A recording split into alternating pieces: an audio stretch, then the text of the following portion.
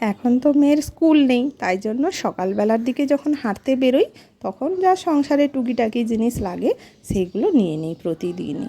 আর সংসারের জিনিসের তো আর শেষ নেই। দাদা চিড়ে আছে, চিড়ে কোথায়? সামনেই ওইটা ফরচুন যে লেখা আছে ওইটার উপর আপনার হাতের সামনে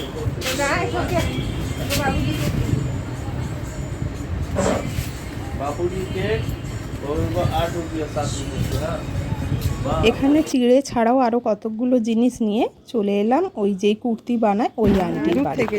আমি বেঙ্গালুরু গেছিলাম না, আমার এরকম ছিল পার্কে ভর্তি। আমি সেখান বড় থেকে বড় গাছ, সেখান থেকে ডাল ভেঙে নিয়ে এসেছি। মানে যে গাছ লাগাবে সে দূর থেকে একদম। এটাও লাগিয়েছেন? হ্যাঁ হ্যাঁ, এটা লাল ফুল।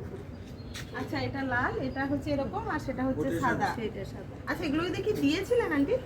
কি? এই যে সবুজ সবুজ আছে সেই পাতা। আচ্ছা, আর রাখা আছে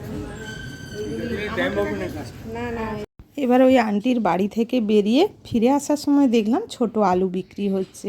তো ভাবলাম একটু নিয়ে নিই, একটু আলুর দম করতে বা ভাজা করতে এই ছোট আলুগুলো বেশ ভালো হয়, তার জন্য একটু বেছে নিচ্ছিলাম।